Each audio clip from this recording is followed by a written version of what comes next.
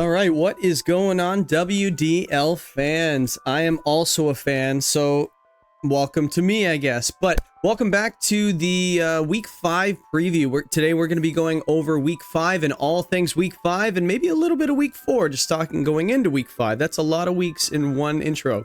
No, thank you for sticking around, guys. It's been a fun season so far. Yeah, like playoffs are starting to make sense. They're starting to mold into what the playoffs are looking like. There's only 4 slots for 8 teams, so not really sure how it's going to work out, but it's starting to get a clearer picture. So let's dive into it a little bit. So Week 4. So as you guys can tell, if you look at the screen right now, I don't exactly have the Week 4 stats right now.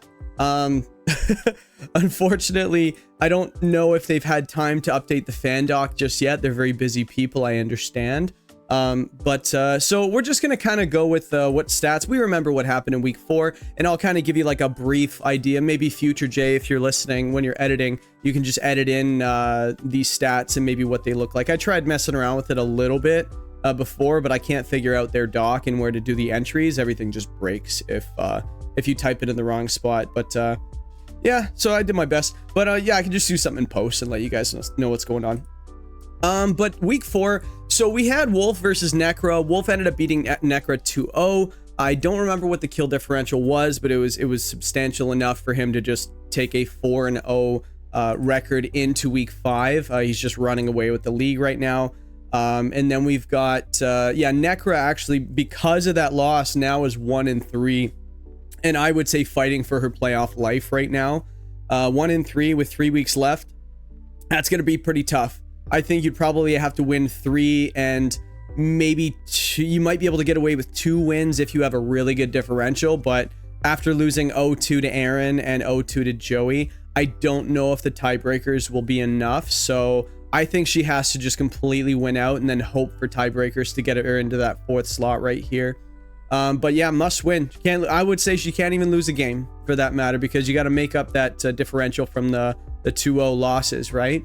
Then we had Joey versus Aaron. Joey actually beat Aaron in 2 games to bring him to 3-1. So Joey's having himself a good season too. And even the one game that he lost was against Wolf, that he would argue that he should have won that one, which you can make an argument for. He was definitely in it. Probably gave the Joey the most run for his money, right? So like I think that playoff matchup, if we see it again, is definitely going to be interesting if that comes up, because I think Joey is well on his way to a playoff berth. James versus Uzi. Uzi didn't have a great week. I think he would tell you that as well. The team wasn't bad. I think I could probably criticize maybe his game 1 lead. I think he was kind of leading too much in what he thought James was going to do, rather than just kind of stomped on that gas pedal and just started leading the offense that he naturally has. And he just kind of got away from him after turn 1. And then in game 2, I think a couple of things didn't go his way, but he was in game 2 a little bit more than he was in game 1. But yeah, I think that he definitely needs a win this week. After momentum's a big thing in sports and any sort of competition whatsoever, right? So if you go 2-0, super hot to start the season, then you're 0-2 going into Week 5. You definitely can't let that momentum slip away. So you got to build some back. So 2-2, he probably has to win 2 of the next 3 at least to have a shot at the playoffs. So James, Shady, Nekkra, Wolfey, yeah, that Week 7 is going to be brutal. So you know what? How about you win the next 3 weeks to start, and then he lost to James. So Shady, Nekkra, Wolfey. I think because Shady's 0-4 right now, this is a must win. You have to win this week. And even Nekkra being probably 7th or 6th place right now, these next 2 weeks, Uzi, you have to win these, right? Because going into a potentially undefeated Wolfey going into Week 7, you don't want to give yourself that opportunity in Week 7 to have to fight for your life, right? I would say must win, and maybe even go after those tiebreakers, winning 2-0, maybe your differential, beef it up a little bit. Again, use that offense that you got. So James actually ended up beating him to bring himself to 3-1. 3-1 is a great record at this point in the season, and the rest of his season is Nekkra, Joey, and Aaron. He's got a little bit of a tougher schedule, but again, Nekkra, he's got to win that week, right? Because again, she being 1-3, him being 3-1, it would be considered an upset if you just based on the record alone, right? So you got to look at the strength of schedule to end the season, right? So James, yes, he has one of the lower seeds right now, and Joey's near the top, so that's going to be a tough one. And then Aaron's never an easy win either, right? Even though he's 2-2, which we'll get to in a second. But no, James is definitely in a good spot to make the playoffs. I think last week was a big win for him against Uzi. But let me see. So, sorry, Shady versus Mount. Mount got his first win of the season. Yes, one of the two teams were going to get their first win of the season, but you can definitely tell that Mount came out to play last week. He just led offense, went off, didn't let up. He was just completely relentless. And Shady, with the team that he has, kind of needs a turn or two to get going. And once it does, then he can start applying pressure. But Mount did not let him do that at all. So good on him to recognize how he needed to play to get that win. And unfortunately, as a result, Shady, I would say, is out of the playoffs right now. Again, 4 teams make the playoffs out of the 8. You're guaranteed a losing record with 4 losses out of the 7 games.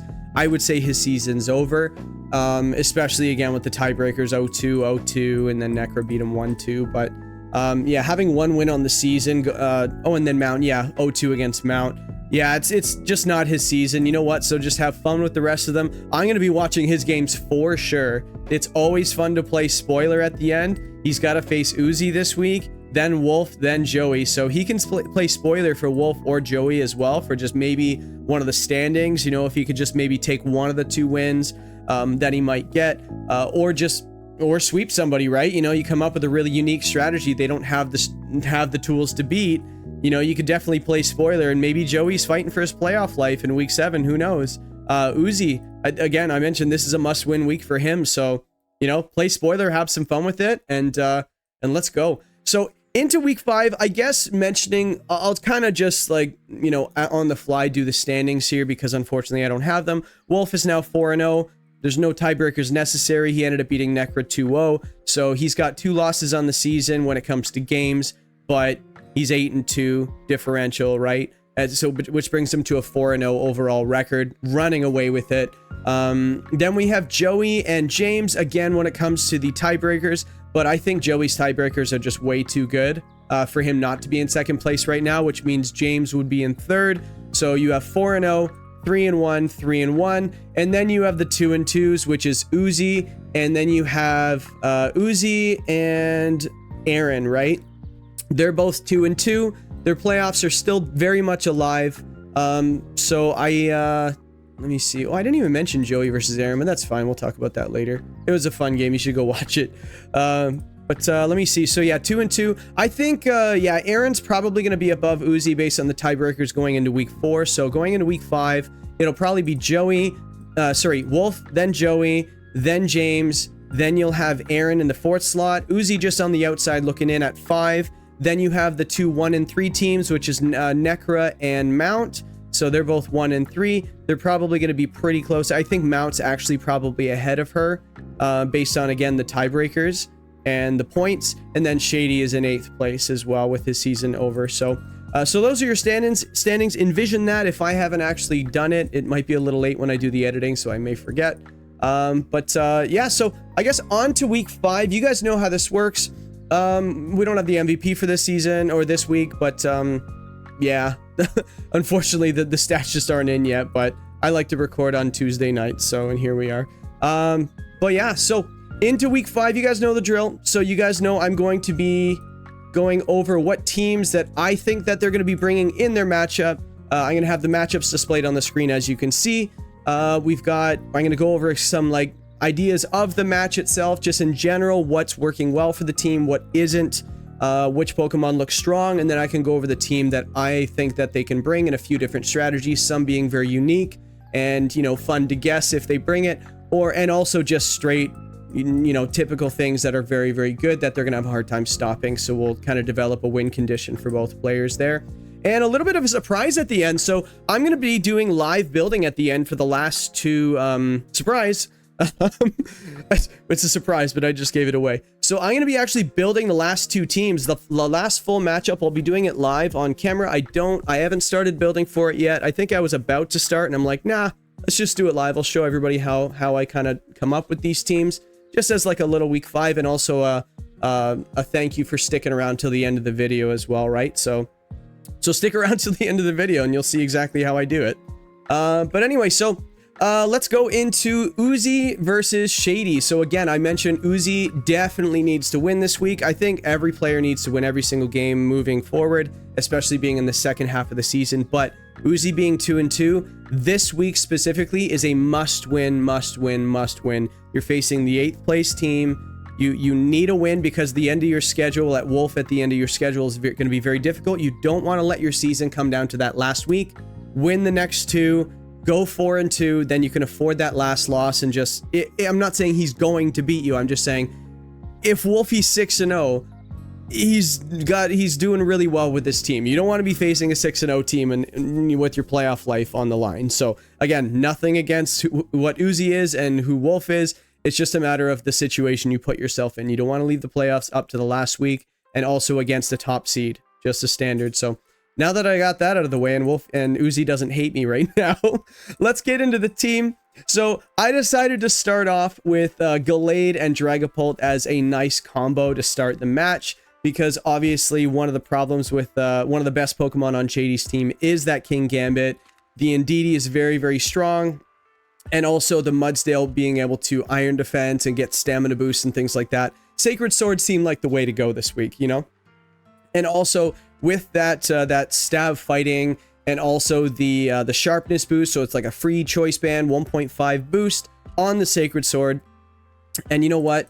We can actually crit our other moves as well with Night Slash into the Indeedee. So what I decided to do is I decided to go for Dragapult with Dragon Cheer. And why is that? Because Gallade has like a few nice high crit moves, including its Stab Psycho Cut and Night Slash, which goes really well into the team as well. Actually not really well into the whole team, but mostly just the Indeedee, which is probably the biggest hurdle that you'll have to actually navigate facing a team like this. So you definitely want to pick up that Indeedee if you're going to go for it. So I figured that, and also Indeedee, follow me, you can't go for like, I'm not saying he has Decorate, but you can't go for like, I don't know, boost. You can't boost your partner, you know, things like that. But with Dragon Cheer, it's not a targetable attack. You don't actually choose your target of Dragon Cheer. It's always the partner, the ally that you have. So it gets around redirection. So you could potentially go Dragapult next to Gallade.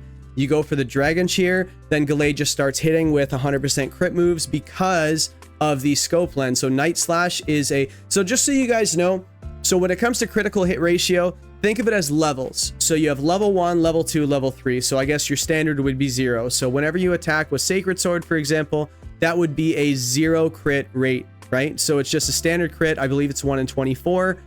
Just a standard crit rate. When you add a high crit ratio move, consider that a +1. I don't remember what the odds go up to. I think it might be 1 in 12 or 1 in 16 or 1 in 8. I think it might be 1 in 8 actually. I don't remember, but all I know is your crit rate goes up. If you have Scope Lens, that's another 1 stage. So now your Psycho Cut and your Night Slash have a +2 ratio. And I believe that's now a 50-50 when it comes down to getting crits. Once you get that Dragon Cheer boost, you now have a 100% crit ratio, which is very, very strong with these cutting moves boosted by the sharpness. This thing is going to do so much damage if you can get that Dragon Cheer off.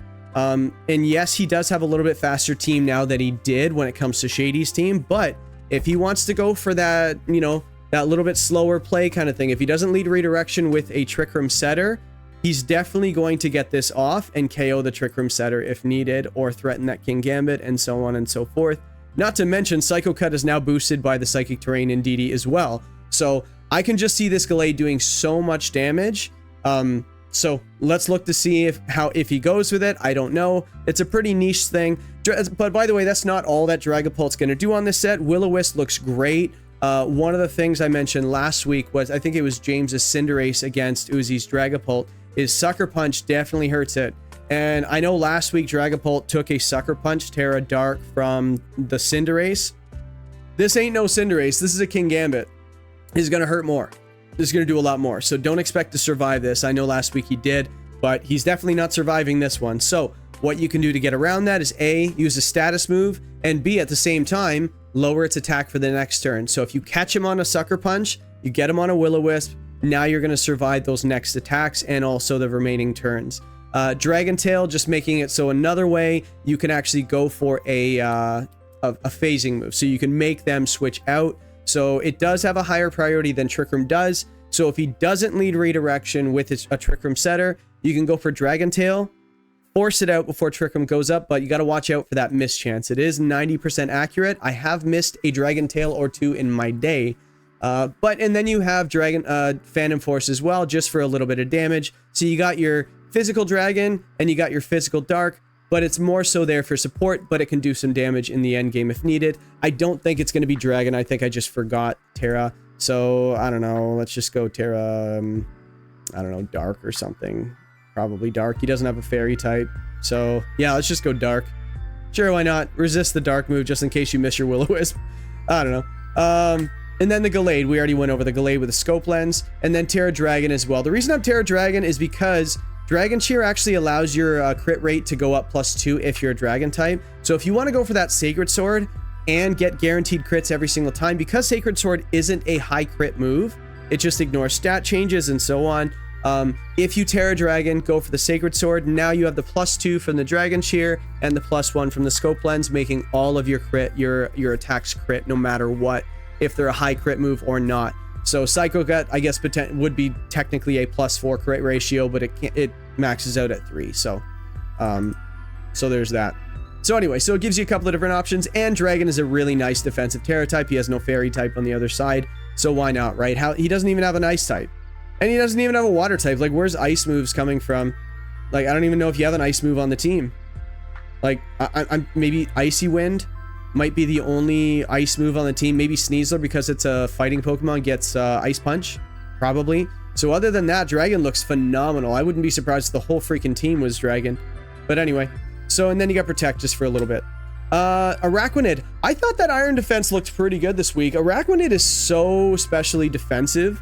You could actually just go max HP, and then you go for max special defense, or not max special defense, you go for max attack or something like that, adamant.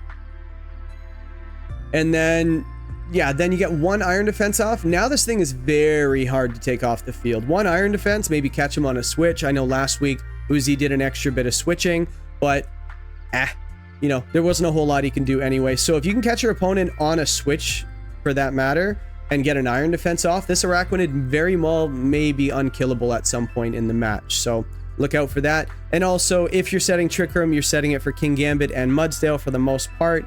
You might set it for Braviary. I don't know, but probably Mudsdale and King Gambit. And I think Araquanid can take care of both of those things if Trick Room is set. Just watch out for Mudsdale because it is a little bit slower than you. Whimsicott, reverse Trick Room. I know Uzi did it in week 1. It was beautiful. Worked like a charm. Beautiful.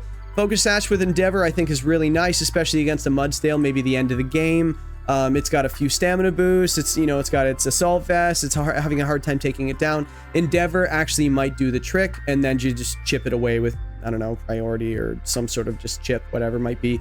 Speaking of chip, we do have Ice Shard, Piloswine. Yes, I'm aware there's an Indeedee on that side of the field, but if there isn't an Indeedee on the other side of the field, you can Ice Shard whatever you want. And if there is an Indeedee on the other side of the field, what's Ice Shard there for? That's Salamence. So, Oblivious, you can't be intimidated. Ice Shard, it is priority in Psychic Terrain potentially, but if Salamence is flying, which it is flying type, before Terra, whatever it might be, you can Ice Shard it, no problem. You know, people love faking out Levitate and Flying Mons in Psychic Terrain. It's a very good thing to do. Understand your mechanics, and you might be able to get it off. Just be aware that he can Terra, ground himself, and then be immune to your Ice Shard now, which is why I have Avalanche on there just in case. So you could take a hit.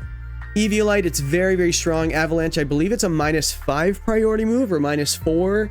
It's a negative priority, so it definitely goes later. But if you are targeted by this thing, now you have 120 power ice move, which goes very well into the team. Look at all those weaknesses. 1, 2, 3, 4, 5. And then only resisted by 2 Houndoom and King Gambit. So, and we have high horsepower for that Houndoom and that King Gambit. So the ground and the ice hit everything on his team. Mwah. I think Piloswine looks great this week, and I mentioned Terra Dragon looks great again.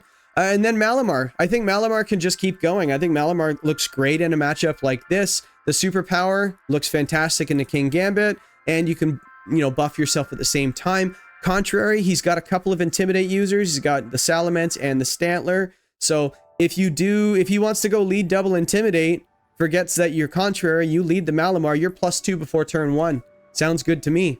Or if Salamence is in the back row, you have the Malamar on your side of the field, you KO something. Now he has to bring it on because he has no more Pokemon left. So you get a free +1, and you have Knockoff, which is just stab, great.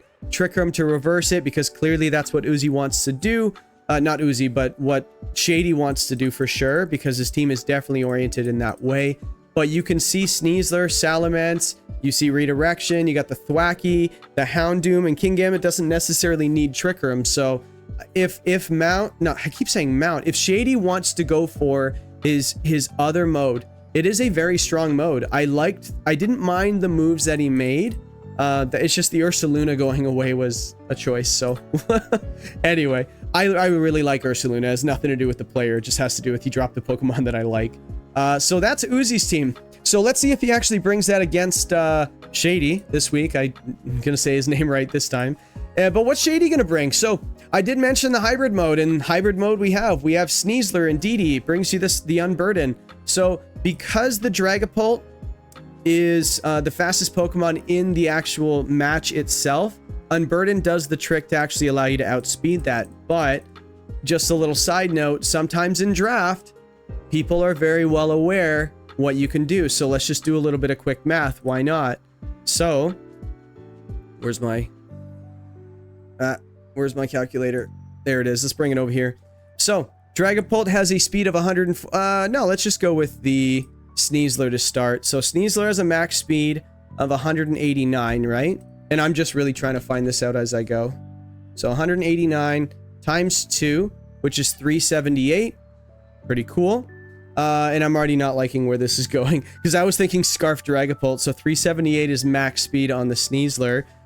So you have Dragapult, which is 214. And let's just say you hold a Choice Scarf, gets you to 321. That's obviously up short, but now let's do Adamant, because if you're Shady, you don't need all that speed. You might be able to go for Adamant. So Adamant Sneasler, let's just see. Let's go down to a neutral. Max speed neutral on the Sneasler is 172. So 172 times 2, it looks like we're going to be short again. So 344, and again 214 times 1.5. Yeah, we're just short. So the Unburden, so here's the other thing. So that wasn't a bad exercise. So 321 is the fastest this thing can get, divided by 2. 160. So technically, your Sneasler only needs to be, and I forget if it's round up or round down. So we're just going to go to I just want to make sure I'm on the right one. 162. Let's go to 161, 162, whatever. Does allow us to outspeed that for sure with our Unburden boost. But what do we outspeed naturally? I wasn't planning on doing this, by the way. So 160. So you definitely want to outspeed that Whimsicott for sure, just in case it's the Focus Sash version. So maybe we do have to go Jolly in the end. And then we go up to 185, which I think is there. I hate how it cuts it off. 185. That's probably where you'd want to start and then just go from there. So now you guaranteed outspeed everything you want to do, and it also outspeeds the Tailwind. So like Salamence and Tailwind gets to 334. So this allows you to outspeed that as well, and you don't even need Tailwind. So that's probably the way to go. All that to say, bring Sneasler. We got Dire Claw, Throat Chop, Close Combat, Protect, and you have your Psychic Seed. Terra Stellar allows you to hit a little extra on all of those 3 different not stabs, but types of attacks. You got your 2 stabs and then Throat Chop. The Throat Chop, obviously, for that Dragapult, because Dire Claw and Close Combat are both resisted by Dragapult. And let me see what else. And then also the Typhlosion. So you want to be able to hit both of those. Everything else, I think you're okay. So let's see if we see any Dire Claw shenanigans there.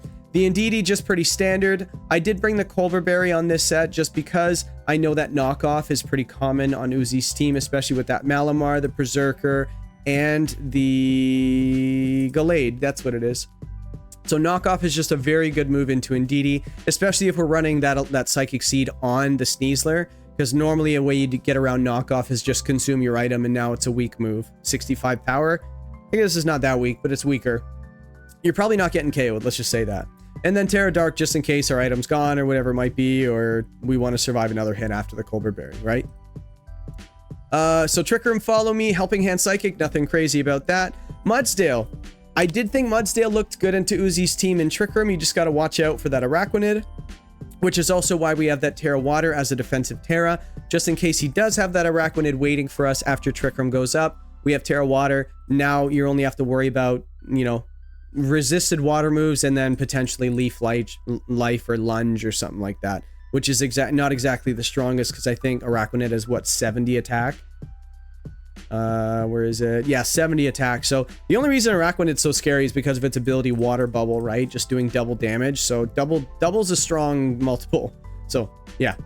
Mudsdale, again, high horsepower, heavy slam, body press, Stone Edge. Stone Edge because I know that Shady has a little bit of a singles background, so singles players are more likely to use Stone Edge. I don't think I've ever intentionally clicked it. I just don't know if Rock Slide's going to get it done. I think in a game like this, if you want Trick Room to go up, you're going to want to win quickly. So I'd be curious of how that Stone Edge does into the Araquanid, and also the... Let me see. I think that's pretty much it, actually. I'm surprised he only has one rock. Two.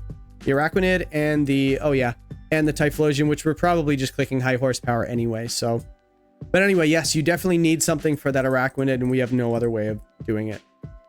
So there's the Mudsdale. We have the AV, just because he has some strong special attackers on the team, and I think Terra Water takes care of most of the physical attackers for the most part.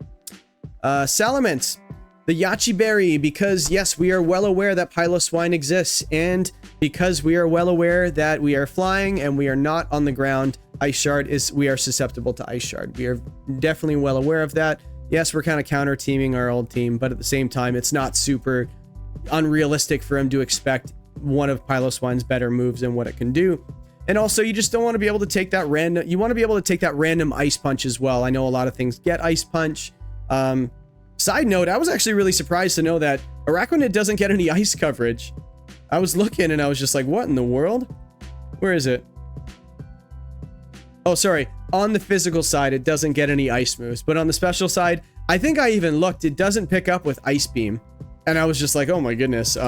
So yeah. So we run physical for that reason.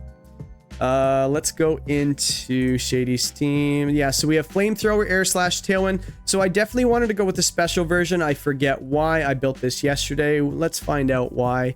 Flamethrower, I think it was Flamethrower. Flamethrower, why? Yeah, Berserker. And I think Piloswine has a weaker special defense. Is that right?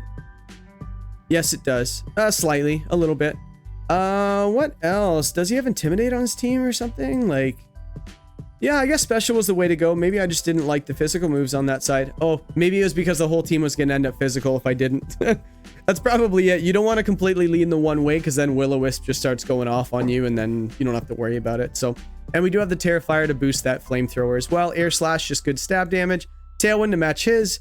And Protect, just because Protect is the best move in the game. Stantler, that's going to be one of our ways to getting Trick Room up. So, we have, I know last week he brought the Mental Herb Stantler and then he went for just a straight up Trick Room. Unfortunately, he read it and he went for a knockoff and a taunt. One of the great plays of the year, in my opinion.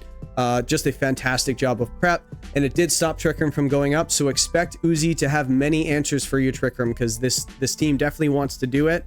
Maybe not so much anymore now that the team's changed a little bit, but you can definitely tell it's going to be there as a mode because why not, right? It's just really strong, so go for it.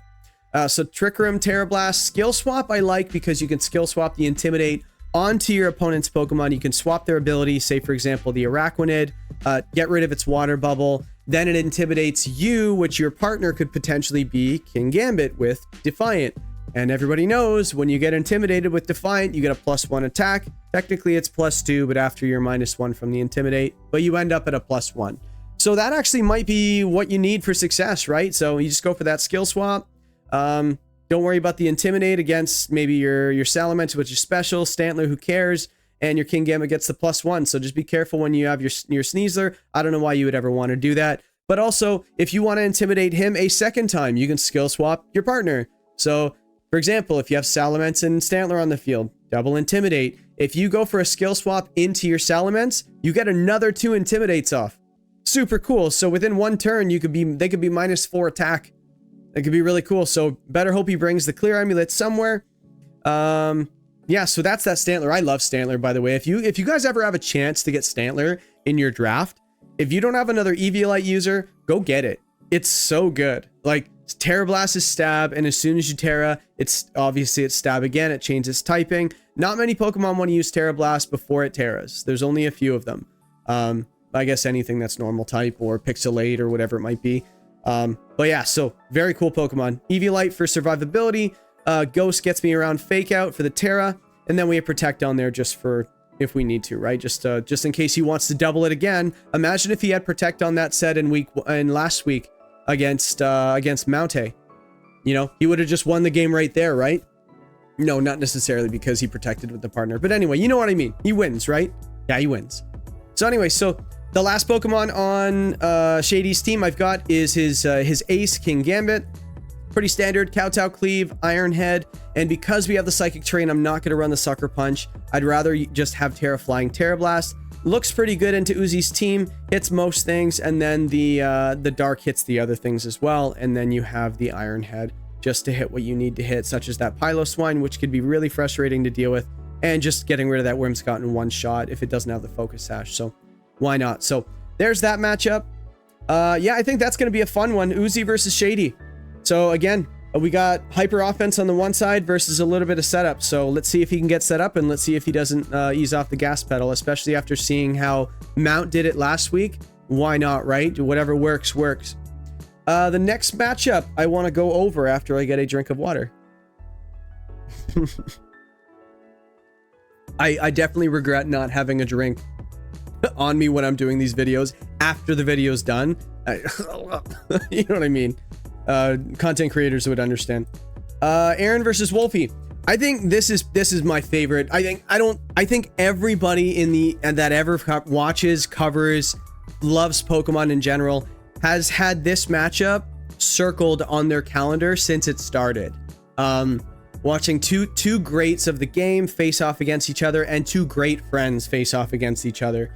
And I think that this is gonna have fireworks. It's always more fun to beat your friends as well, because then you have bragging rights, and it just feels a little bit better to beat another top player such as yourself. So yeah, but Aaron definitely needs a win here for sure. 2-2. If he loses this one against Wolf, I know it's a tough one going 2-3.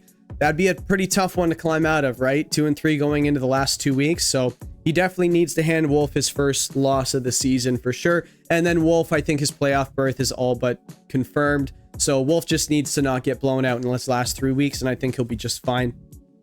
But in the end, let's go into the team. Aaron, so I guess we can just kind of give like a rough overview of the match. So obviously Aaron's got his 2-2-2 plus the Palmot. He has been known this season to not have to bring his Dondozo, so it's really hard to predict if he's going to. I do have the Dondozo on this team, which I do think Aaron might do, but it's not Dondozo Tatsugiri. We forget Dondozo is a very good Pokemon on its own. It is a very strong Pokemon. So expect, I'll go over that in just a second. Again, I don't think he's bringing the Toadschool, the Doug Trio, the Yanma. I think he just had it there just to fill up the points. How could you not? How could you not? Like, I spoke with Aaron a little bit, and he's just like, it would have to be a very compelling argument to bring this or this over any one of the others, right? So that's but it's possible, right? They might have their little niche thing. You never know, right? So let's dive into Aaron's team. So I'm going to start off with the Goldango with Choice Specs. This is a very strong set in VGC, just known as if you can lock into that one move, it's immune to Fake Out because it's a ghost type. It's got great defensive typing. It's immune to literally 1/3 of every move in the game, having good as gold, and all the status moves, you're completely immune to them. This is a very, very good Pokemon to have Choice Specs on with its broken move, 120 power move, spread, stab, only drawback is -1 special attack after.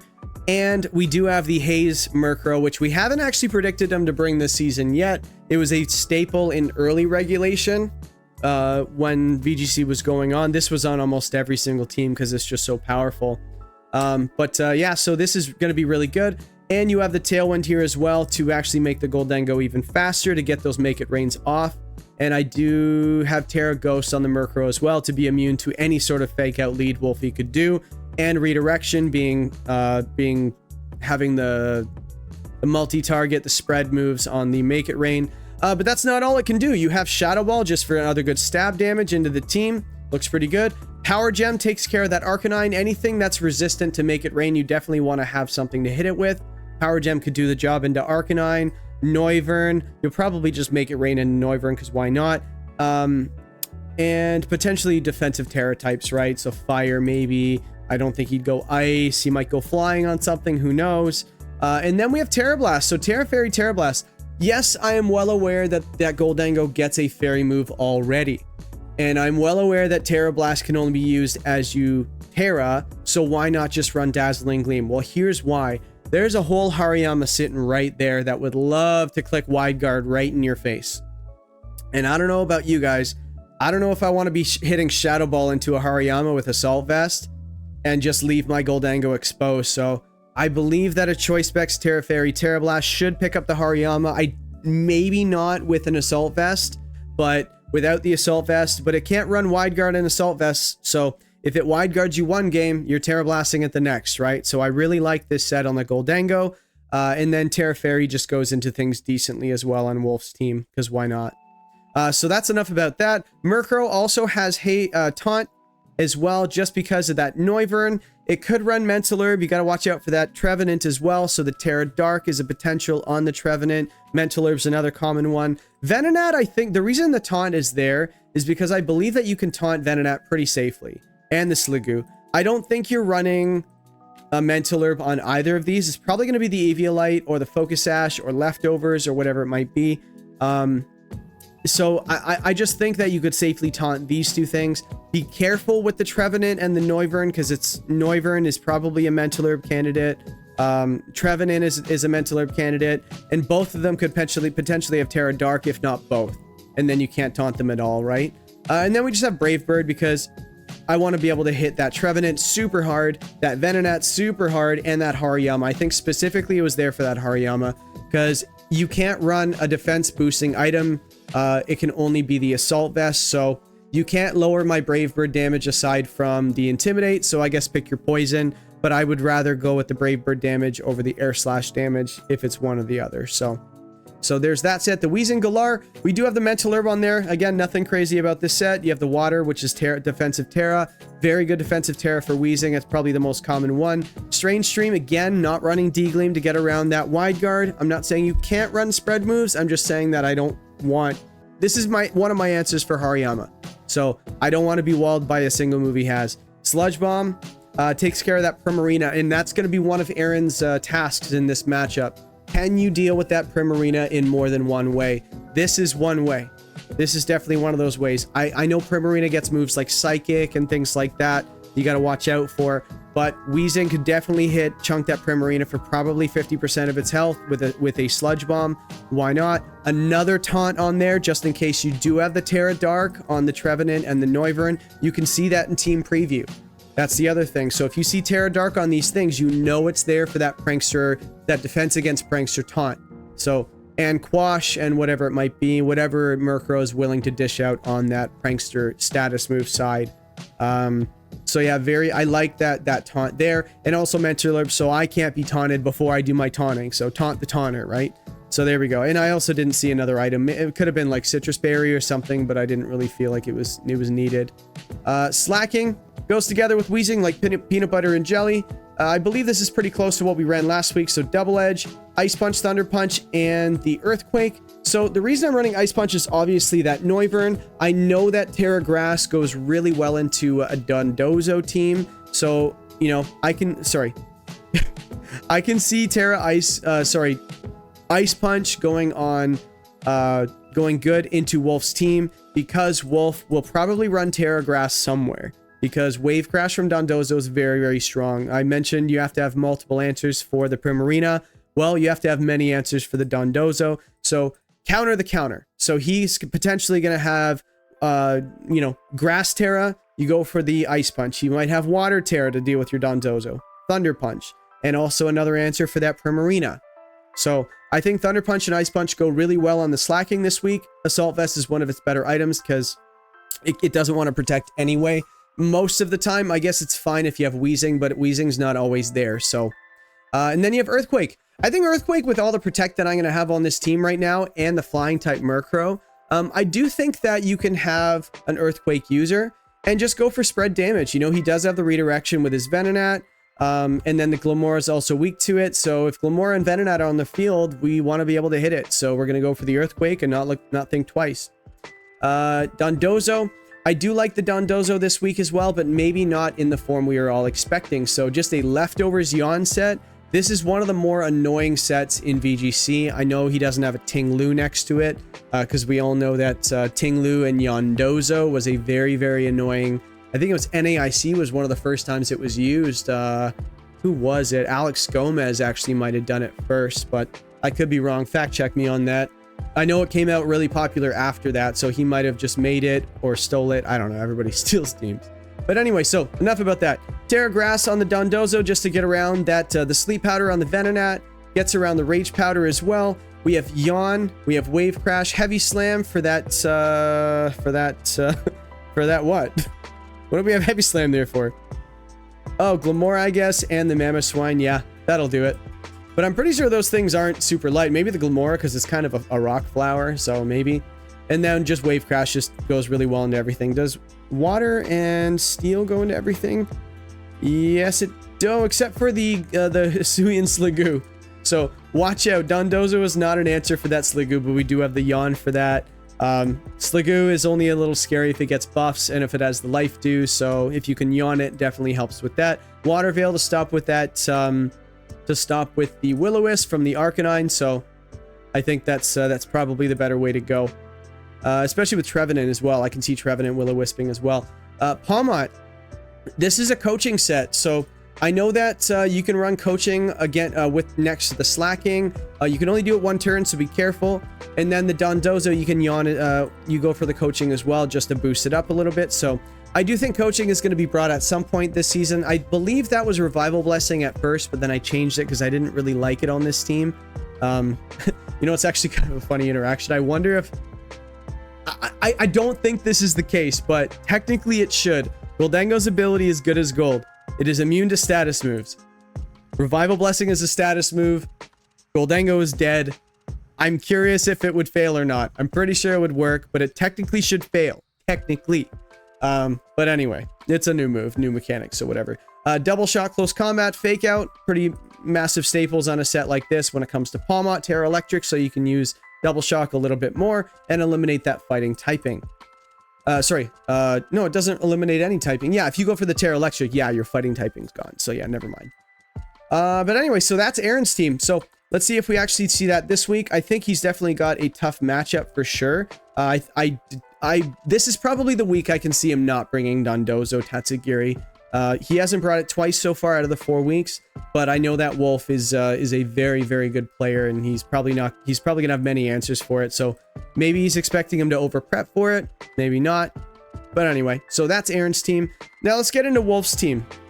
Wolf's team, I wanted to start with the Arcanine, and the reason so is because I think it's good. Surprise! I think Arcanine's one of the better Draft League Pokemon there are. If you have never Arcanined before, you should totally Arcanine. Yes, I'm using it as a verb. Go for it. Will-O-Wisp and Snarl. Very, very nice combo. Deals with physical and special attackers. I think that Arcanine definitely wants to be on the field against the Goldango.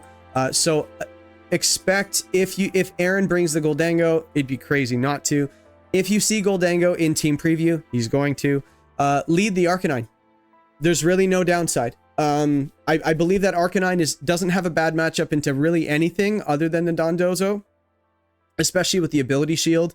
Even if you do lead the Wheezing, we still have our Intimidate we can get off. So maybe like the Murkrow's not exactly ideal, but you can still hit it with E-Speed and Flare Blitz and things like that. So this is kind of a hybrid set with Terra Grass, again, to defend against that Dondozo because it's the only bad matchup it really has. So expect Arcanine to do very well this week. Very well could be the MVP.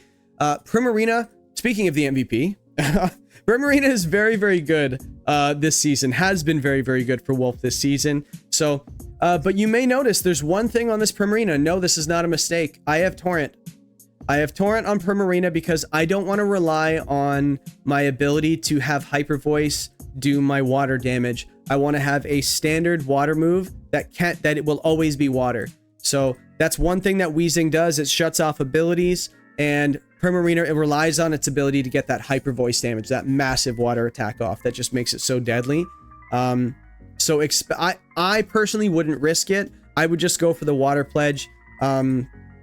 Yeah, I don't, there's no wide, I guess Slacking might get wide guard. I think it does. So I just realized that maybe. I don't know. You never know. Does Wolf have a lot of, hold on. Does he have a lot of spread? I don't think so. D-Gleam.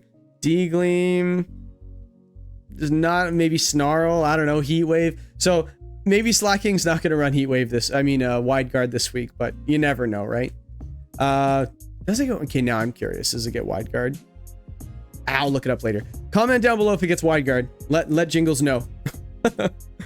Let me see. So Primarina with the Life Orb, this is nothing different than he's been running all season. This is just a standard Primarina he's been running. We've just tailored it to do decent against Weezing, so we can actually hit it with Water Pledge if needed.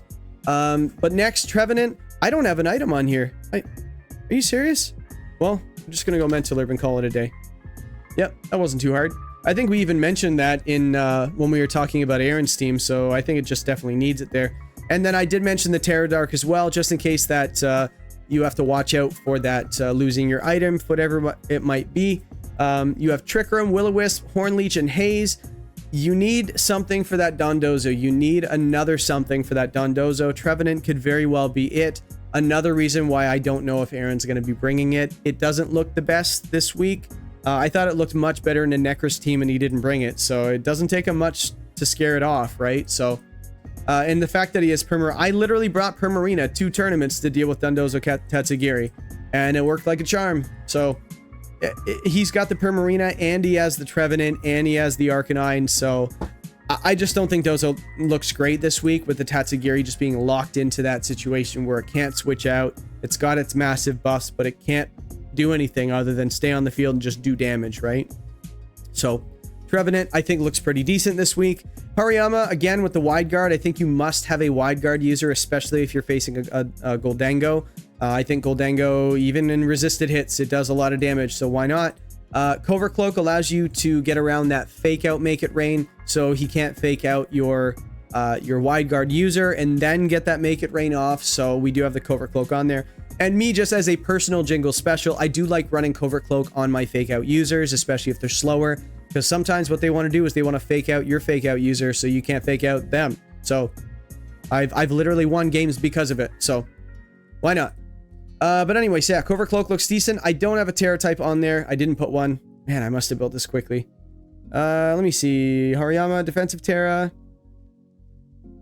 Maybe Steel. Honestly, Steel looks pretty good, actually. Aaron does not have a fire type. Yeah, let's go. And his ground type is Doug Trio's not coming, so you just got to watch out for Slacking. And yeah, Steel looks pretty good, actually. And then we have the Guts. You can make an argument it should be Thick Fat or something as well, but he has no Ice type and he has no Fire type, so why? So Guts, just in case you get burned. I don't... Yeah. Anyway, I just don't know. Maybe Sheer Force, but we're not running any Sheer Force moves, so Hariyama doesn't have any ability this week. It's just basically Iron Hands this week. Let's just go for it. In non-Iron Hands, we'll call it. Yeah, so yeah, we got the wide guard, the fake out, the knockoff, Drain Punch. Knockoff and Drain Punch, I do believe, hits everything on the team.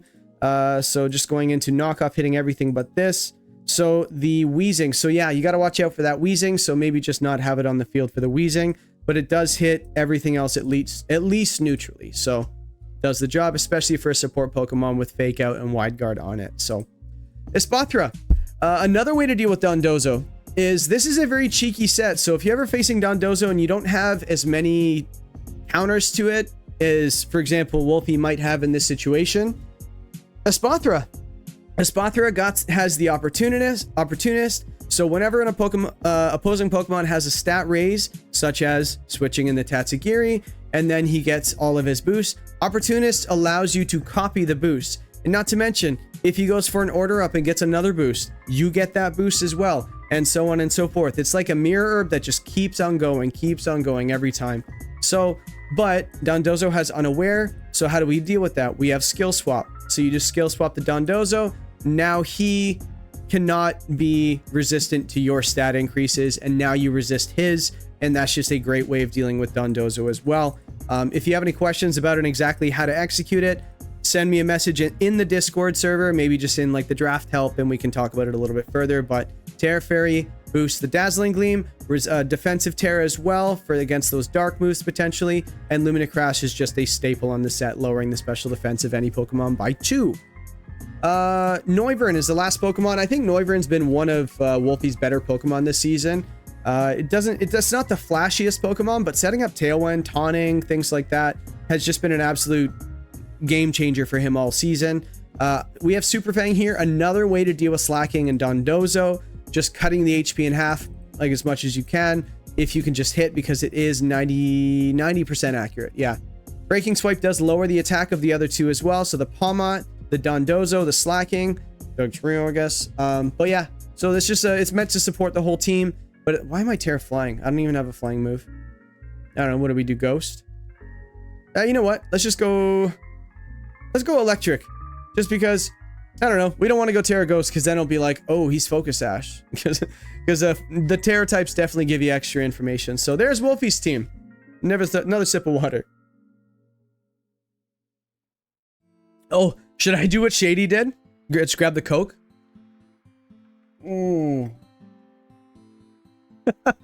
I was dying in this video. If you haven't seen it yet, go check out either Shady's match perspective or my reaction to it. I was dying. I don't know what it was, but it's just, he would take, because he was like, you have this little thing in the corner of his face doing the battle and stuff like that, and then he's just like, oh, I'm thirsty, and he literally edited it to pop out to the full screen while he went, ah. Anyway, side note, you guys aren't here to watch me make fun of Shady, but anyway, it was hilarious. Mountaih versus Pokeaim.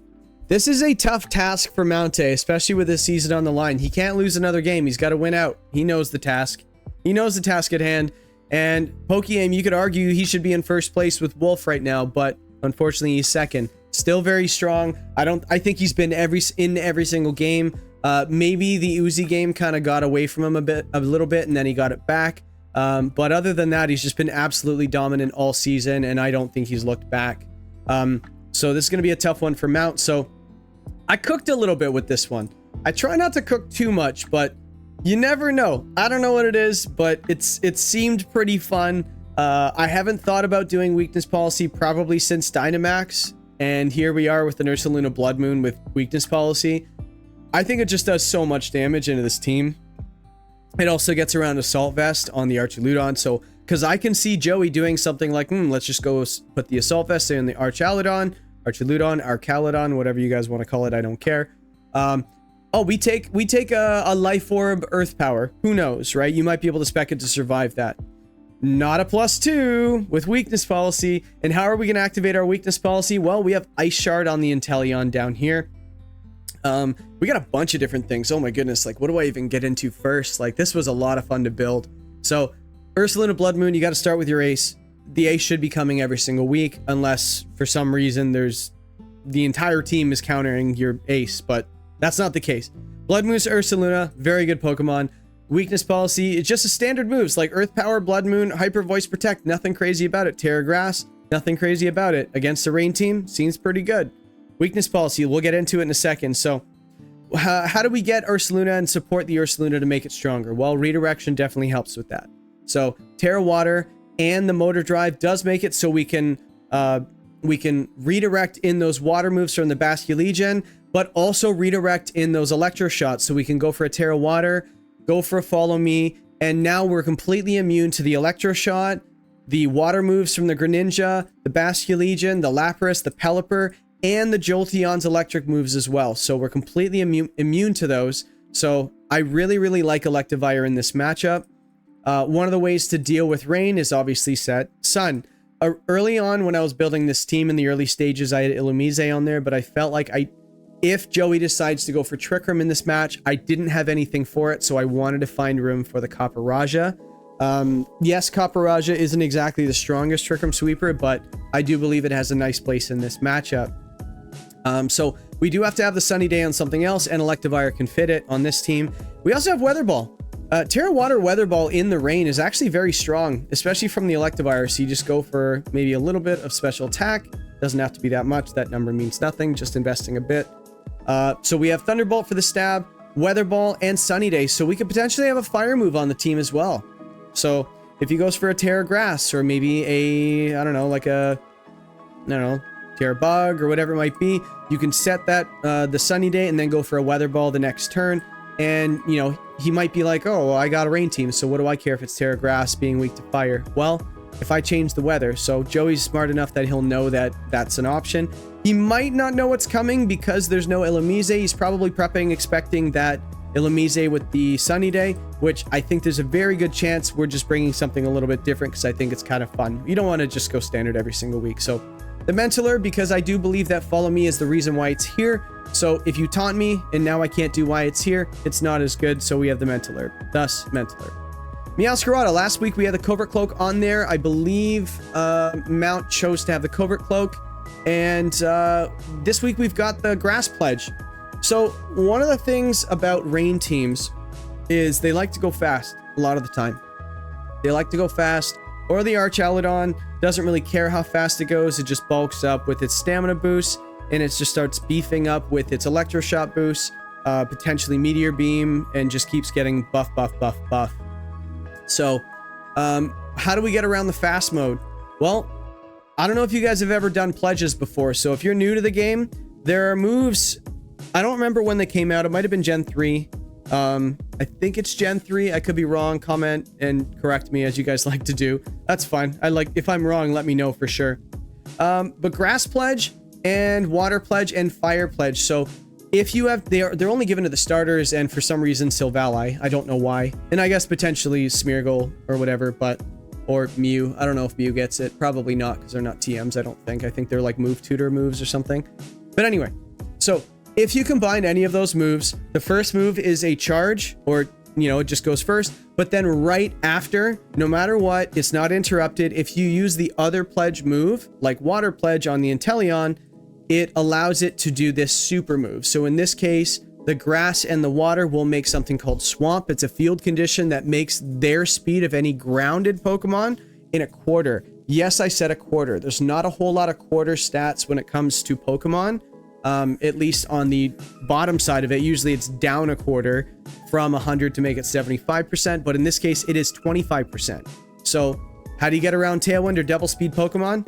You go for Pledge Swamp, lowers their speed down to 25%, and now they're incredibly slow. You just got to watch out for Trick Room after that, because then they'll be the slowest things on the field no matter what. So yeah, it's really easy to spec your team actually to outspeed things. Even Copperajah right now, I have, what is it, 66 speed on the Copperajah. That actually outspeeds the double speed Basculegion with a quarter speed. So that's wild to me. So you just go for that Pledge Swamp, Copperajah comes in, and now it's outspeeding what it needs to outspeed. Wild, right? And also in Trick Room, you can use it as a Trick Room sweeper as well in another game if he wants to go for it. You don't have to go for the Swamp. You could just go for leaving it in the back and have it ready for Trick Room. So, and it deals with its Trick Room setter as well, the Comfey. Maybe not the Chimecho, but maybe the Chimecho. But we're not talking about Copperajah right now. We're talking about the Meowscarada and the Inteleon. So the Grass Pledge goes with the Inteleon. You can lead them both just like he did last week, the two of them together, but you go for the Swamp this time. I think a lot of people were expecting Swamp, but at the same time, Shady's team was not exactly wanting to be swamped, if you know what I mean. It's really slow and wanting to set Trick Room, so there's no reason to do that. And it's 150 power attack. That's the other thing. Did I mention that? It's an incredibly strong attack, so you could just KO something and get your Swamp up. So, but that's enough about Swamp. So, and also Meowscarada has Trick Room to reverse it just in case. You could tell I was a little bit nervous about the Trick Room option that Joey had. You never know what he's going to do. He's got such a good team. So, and that Rhydon looks pretty decent into Mount's team. The Blaziken I have as well. I decided to go for the special one because especially after all the stamina boosts on the Archaludon, Aura Sphere definitely gets around that. Can't miss. Not like that's really an issue anyway, but it's just consistent damage because it is a fighting type Pokemon and it gets around it. So Terra Dragon gets around all of the water moves, all of the fire moves, all the grass moves. Yeah, and that's what rain teams like to do. So just watch out for the Arch and then that Comfey with the Draining Kiss, and you should be fine. Life Orb to boost it. So we have the Heat Wave just for when we do set the Ori doesn't have rain up. You can change it to Sun. Now Heat Wave's even boosted further. And then you have the 2 fighting moves. Vacuum Wave is also another way we can set the weakness policy on the Ursaluna as well. So not the primary way of doing it because of the Life Orb and the Stab. It's going to do a little extra damage. Use at your own risk. It's going to probably do 50% to it, maybe a little less. So just be careful. It's mostly there for the Ice Shard. The Inteleon we've already gone over. Breaking Swipe is the only thing I didn't mention. It definitely allows you to lower the attack of that Basculegion. Potential physical Greninja and Rhydon as well. Physical Lapras. He ran physical Pelipper one week, which was really odd, but I've seen physical Archaludon as well. You never know. He doesn't have an Intimidate user, so maybe he thinks it's pretty safe to go physical. But Breaking Swipe is there for that. And then Copperajah. Sheer Force Life Orb definitely goes well together. We have 2 Life Orbs on here. Oops. Oops. Well, I'm just going to take that off. And yeah, this video has been going a while so far, so I'm not going to find another one. I don't know. Expert Belt. Sure. Wow. Electrocyte. Was that a spoiler for ZA? Oops. Expert Belt. Future J, edit that out. Or if you're lazy, don't. Let me see. So Copperajah, Sheer Force Life Orb, the only Life Orb user on the team. So we have Ironhead Play Rough. Ironhead is just stab, goes super great into the team, hits really hard. And then you have the Play Rough, which Joey does not have a resist, as we've been saying all season. Doesn't have a fairy resist, so Terra Fairy Play Rough with Sheer Force Life Orb is going to do a lot of damage unless it misses, like all of mine do, and probably all of yours as Play Rough goes. I call it Play Miss. So I believe that this is a pretty well-balanced team. Yes, you can make an argument that the Illumise should be there, but at the same time, sometimes you got to switch it up, right? Sometimes you got to switch it up because Joey's going to be very prepared for it. So, and I think one of the reasons why I was afraid of it as well, like Whimsicott, Illumise, Volbeat, you know, if you're facing a rain team, especially with a Pelipper, a lot of the times they'll go for Sunny Day turn 1. You know what Pelipper also has? Weather Ball. So if you want to go ahead and change that weather, it could just Weather Ball and KO you right there with a 100 power fire move in the sun. So very strong, and we would just KO you right back. So got to watch out for that. I don't think that's why I didn't bring it, but that's just something you have to watch out for. But let's get into Joey's team. We have the Archaludon, Terra Bug. I did mention that does seem like a decent Terra type to go with, especially on a rain team, because you don't have to worry about fire moves because they're cut in half in the rain. And especially against the Blaziken, you got to watch out for those fighting moves. So this allows you to resist the bug as well and not have to worry about the fire weakness. Electroshot, Flash Cannon, Aura Sphere, Dragon Pulse. Assault Vest, nothing crazy. Stamina, nothing crazy. Pelipper, Focus Sash, Drizzle. Weather Ball, as I mentioned, he needs to be able to be prepared for that Illumise setting the sun, so Weather Ball can do that. Tailwind, and then Muddy Water. We watched Muddy Water for Mountaih do really well last week with the Inteleon. It was fantastic, so why not run Muddy Water on that? Does a lot of damage.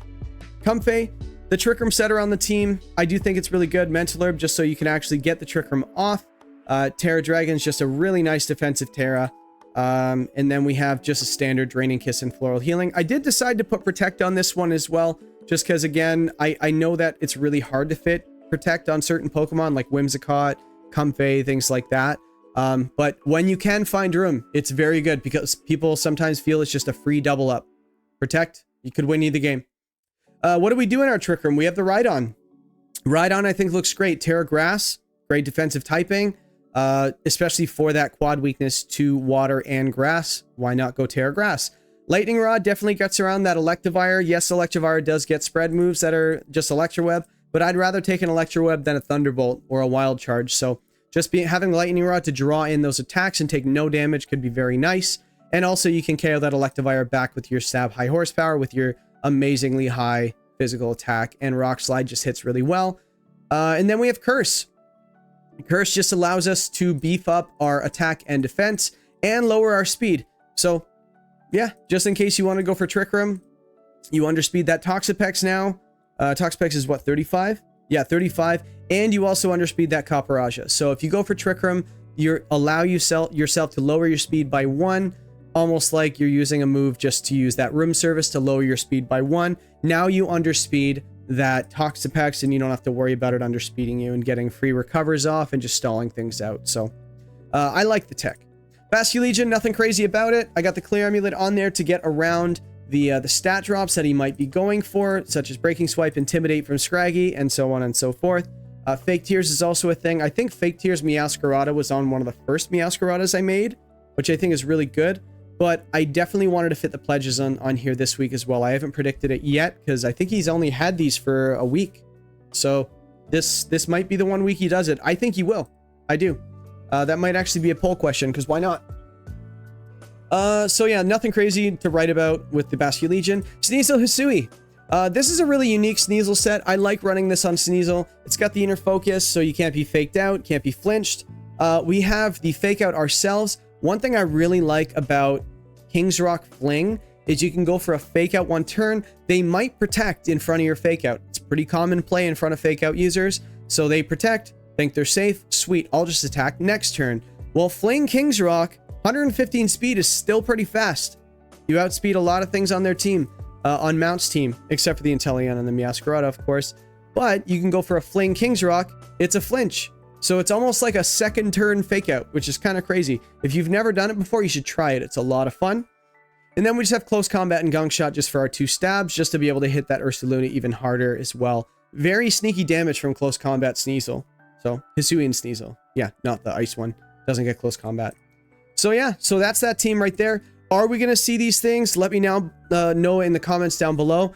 Do you think we'll see the pledges this week? Do you think we'll see Hard Rain? Am I stupid for leaving Illumise at home in my predictions? Let me know. Yell at me. Agree with me. Let's have a conversation. Again, join the Discord if you want to have that conversation. Very cool. But I'm definitely going to need some water for this one. Oh my goodness. All right. Maybe this was a mistake to do this live, but we're going to be building together. I think I did this one time in our live stream one time. I think it was like the 1,000 subscriber stream where I was just like, hey, let's just build a team together. Why not? And it was just a good way to hang out with everybody. But I'm just sitting here by myself. I don't know how much fun this is going to be. If you like it, I'll do it more, but let's see how it goes. I did not prepare for this in any way. I've obviously been building for these teams all season, so I'm well aware of what they can do. But the matchup, I have not looked at the matchup. I haven't seen anything. So let's see what we come up with, guys. And again, this is all raw. I haven't prepared anything. I have no notes. I just have what to talk about. So anyway, my notes do not have anything about this. I am not cheating. I will share my other screen to show you as well. But so anyway, let's dive into it. So we're going to do Nekkra's team. So let's see. So what I like to do when I start testing is a lot of people start looking at, or building, a lot of people start looking at the type chart. I don't really want to look at the type chart right away. I want to know what the team can do. You know, what is their strongest mode? So if I'm Nekkra, I need to look at what my team can do really well, and if their team has a very good counter into it, and then I will lead that. So what does Nekkra's team do very well? Right off the bat, Garchomp, Tailwind, and then you have Discharge. Those are the very, very good Pokemon strategies that she has. Unfortunately, he does have Alolan Ninetales with the snow warning, so it can actually turn off my weather. He has another Tailwind setter himself. Garchomp isn't exactly the strongest into Kilowattrel, so I wouldn't say that this is the strongest way to go. Doesn't mean we can't bring it, because I do believe that it beats the Annihilate, and we can also run Rock Slide against the Ninetales in the Kilowattrel as well, and potentially a defensive Terra on the Garchomp. So can we bring the mode? Sure, I think we can. It's just something we have to look out for, right? So let's start with building what we want to bring. Let's determine how we want to play, and then find defensive Terras, coverage, switch-ins, things like that to deal with the ways that they can stop what we want to do. So what do we want to do? We're going to go for Garchomp.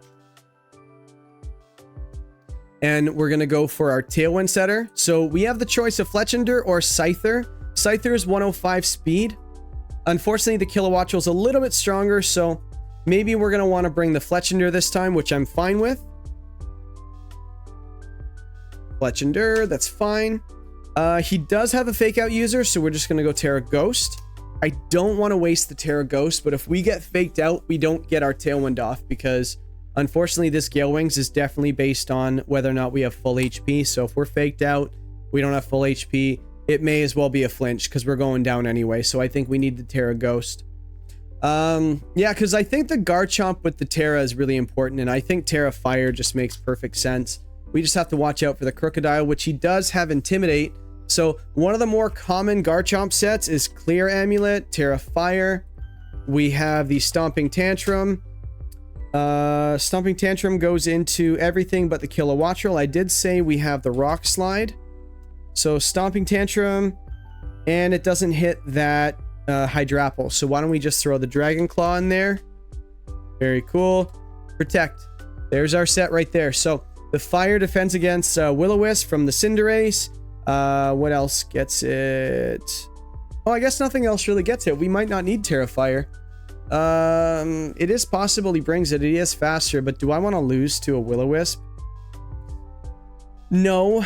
So maybe we just go Terra Fire. It's a good defensive Terra against the ice moves as well, so why not? I think this is a very difficult Garchomp to stop, and also you don't even need the Tailwind. This thing is just naturally quick. It's naturally bulky, and it can just deal a lot of damage just out of the box, right? You just go and just start doing damage. So Fletchinder, we're going to bring the Tailwind. We have to threaten it. I think Will-O-Wisp is really, really nice to deal with that. Annihilate, the Crocodile. Is it faster than Crocodile? No, 92 speed. And then, yeah, so we basically, it's a suicide lead for the most part. We lead it, we die after the turn, Tailwind goes up, and now we can bring in our back row sweeper as well, just to do even more damage, potentially that Tyranitar, so, which we haven't added yet, so. So Tailwind, Will-O-Wisp, and let me see. I really like Feint, actually, on Fletchinder. It's not exactly the strongest Pokemon, so you're not really bringing it to do damage. You're really bringing it to be an absolute nuisance, right? So I also don't mind Protect on this set as well, because if they want to just go straight for the Fletchinder and stop it from going off, we can always just burn Protect. And then, you know, we don't necessarily have to lead it with the Fletchinder. We can go for a turn 2 potentially. And just actually, I just found the item. If we're going to be bringing that Tyranitar, I think Safety Goggles is perfect for it. There we go. So now we don't have to be worry about our Gale Wings being broken by our own Sand Chip. So we go for the Safety Goggles. Terra Ghost gets around that Fake Out. Tailwind, Will-O-Wisp, Feint, Protect. This Fletchinder will always have something to do every single turn. So I like it. The Garchomp, just super strong damage. The Tyranitar, I like it. You just got to watch out for that Annihilate. Terra Flying is probably the best Terra type for it. The T-Tar, like, well, what do we need to... We already have rock moves. I think we just want to run knockoff on there for sure. It's one of the strongest moves it gets, and it's stab, and it just reveals items. There's no reason not to run knockoff on a Tyranitar. So, let me see. So, knockoff hits everything but the Ninetales and the Crocodile. Can we hit both of those with one move? No, it doesn't look like they share any weaknesses. That's a very nice combination he has there. But we might be able to hit one of them, but... As of right now, we don't need anything else on the Tyranitar. We don't need a defensive Terra on the Tyranitar yet. We don't need an item on the Tyranitar, so let's just go on to the next Pokemon, and then we'll add pieces to the Tyranitar as we go. So let's see, what else? So what threatens this so far? So obviously the spread on the Ninetales, we have a defensive Terra. He's got the Fake Out from the Blastoise. We've got the way we want to play, which is nice. T-Tar's probably going to be physical, so maybe we add a special attacker. And I think Clefable does that really well. You know what? Let's add Rotom. Rotom-o. Because I know that Disquake is a very strong mode. And if he doesn't respect it, you know, it just goes off really well. Again, I don't know if it's got to be the Choice Scarf version. Maybe what we can do actually is... Ooh, this is actually kind of sneaky. Let's go for this. Choice Specs, Discharge, but I want to run Trick. That way we can trick the potential Choice Specs onto the Crocodile, the Annihilate, the, what's it called? The Revavroom, the Duosion, you know, just in case he wants to go for a status move. Cinderace, yeah, Crocodile, yeah.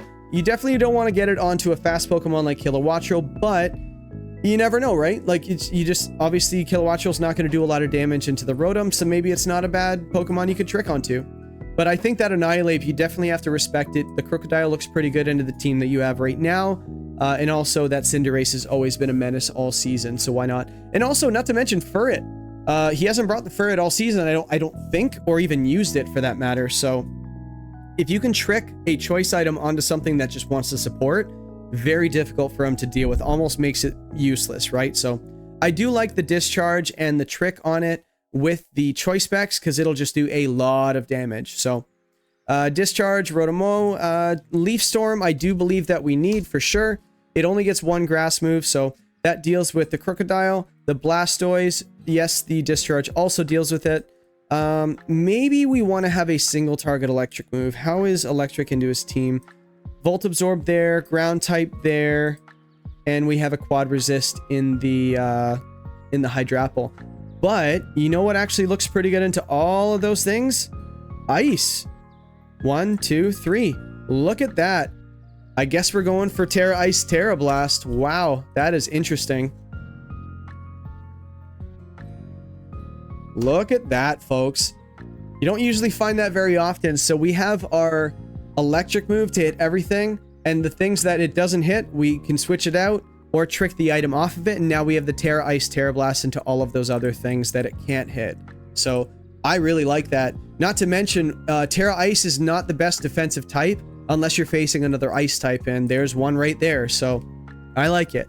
And also Annihilate dealing with the Rotom. It can run Fire Punch, but also Ice Punch is another thing he could run, so why not? I like this Rotom very much. This team's starting to come together. So we have a special attacker, support, physical. We have one Pokemon that's immune to Intimidate. Doesn't mean, you know, T-Tar is not immune to Intimidate as of right now, but there are other things we can do with it. But let's see, what do we not deal with right now? Let's see. Annihilate. Do we have ways of dealing with Annihilate? Not great ways. We have a Will-O-Wisp. Garchomp isn't the best answer for it, but it's not a bad one. T-Tar does resist the Rage Fist, but does not resist the fighting moves. Unfortunately, there's no defensive Terra we can do to stop both of them, but we might be able to stop one or the other and keep them guessing. So something that at least resists fighting. Yes, it makes us, you know, susceptible to that Rage Fist, but as long as we're not weak to it. So I wouldn't want to go Terra Ghost in this situation. It'll probably be Bug, or it'll... Actually, Bug's not bad here. Bug is not bad here because I don't mind that Cinderace. I can beat that Cinderace with my rock moves. Potentially a grass move, or sorry, a ground move. Potentially, we don't have any other moves on there yet, so why don't we go for Terra Bug? I actually don't mind that. Yeah, because then we resist the fighting. We're neutral to the Rage Fist. We're not weak to the ice. The Kilowattrel, again, I think Rock Slide just has to go on there now. Because now we can hit that Kilowattrel, we can hit the Cinderace, and we don't have to worry about it too much. Just watch out for hitting that Annihilate with very low damage Rock Slides into it. So, and we hit the Ninetales as well, so that's just a staple. Yeah, Terra Bug. I don't know the item yet. It might just be Assault Vest, but who knows? It might be something else. But I don't like to add anything until I know for sure I need it. So let's keep going here. So we've got the... So we can deal with the Annihilate a little bit. What is our best answer to Annihilate on this team? It might be Houndstone. It might be Houndstone. So what does I actually don't know much about it. Sandrush does make it go first, so that's a thing, but how much damage are we actually doing? 101 attack. We could run it like a Dragapult. Ooh, Poltergeist. I think that's gotta be it, no? I'd be curious to the calc.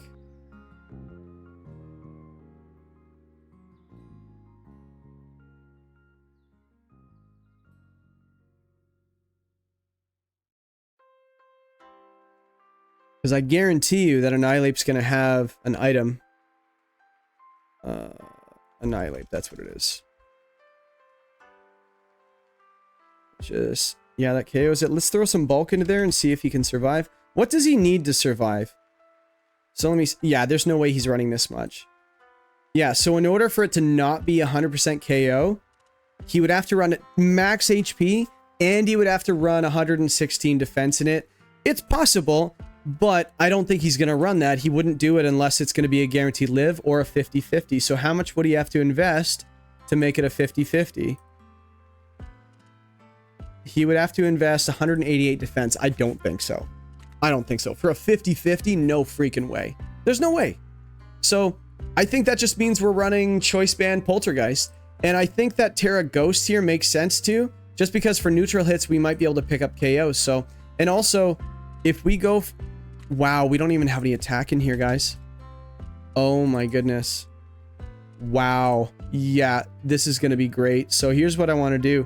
I want to go max HP, no defense, a defensive Terra, and I want to go for Terra Ghost and see...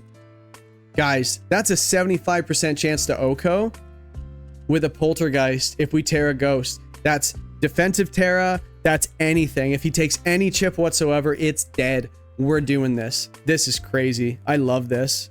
So what do we want to run on this? Like, what else?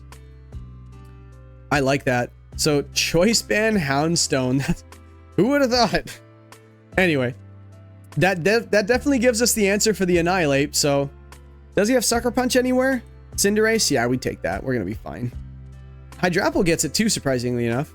But I'm not worried. If I'm not worried about a Cinderace Sucker Punch, I'm not worried about a Hydrapple Sucker Punch. This thing has 100 defense. And we're going to be just fine. I guess we don't need to do any EVs. We're not going to do any EVs here, but you guys get the idea. Let me see. What do we want to deal with? So does he have any quad weaknesses? He has... Well, actually, best place to start. What resists the ghost?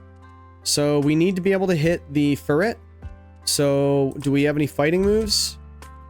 We have Body Press. Unfortunately, that's not boosted by the Choice Band. I don't like that. And it's just pure Ghost, isn't it? Yeah, so...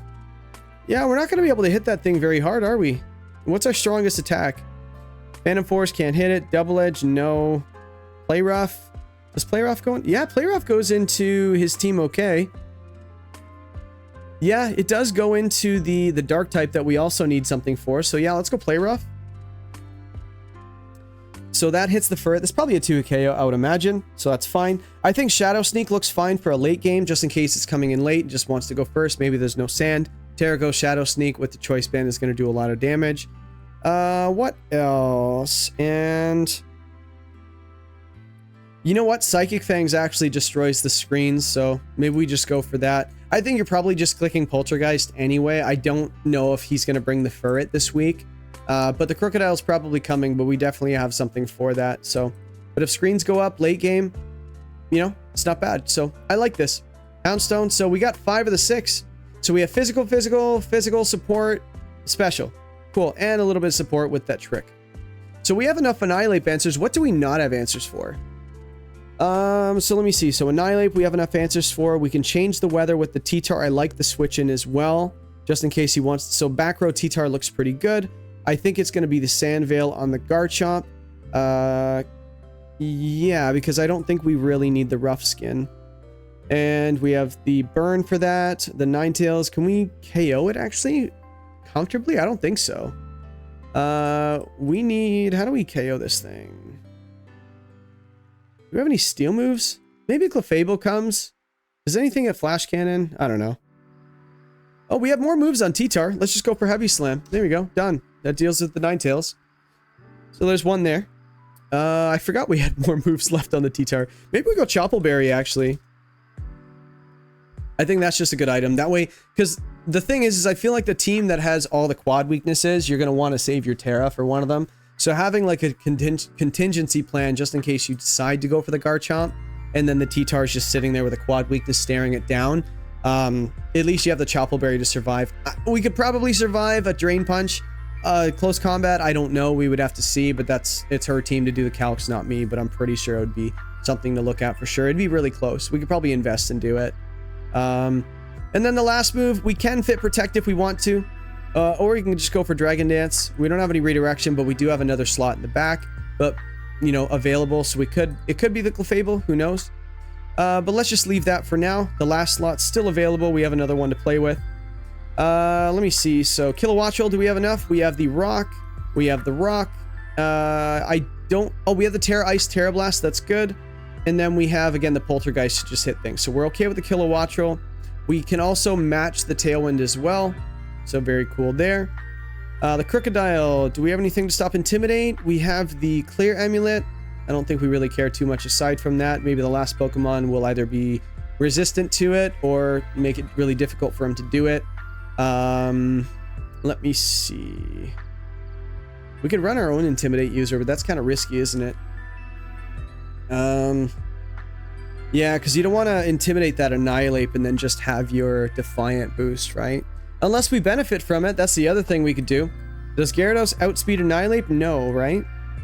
And neither does Hitmontop. So we could always just go with a really fast Gyarados. We could do that. That'd be really interesting. But what's Gyarados doing on this team? I don't really know. It's immune to ground, so maybe not. Scyther's been kind of staring me in the face as well, but I want to be able to hit that Revavroom as well, and also that Furret. So, you know what? We don't have Focus Sash in use yet. Why don't we just go Scyther? Focus Sash. We'll go with the Technician. I like Dual Wing Beat into the Hydrapple. I like it into the Annihilate as well. And it also hits really freaking hard.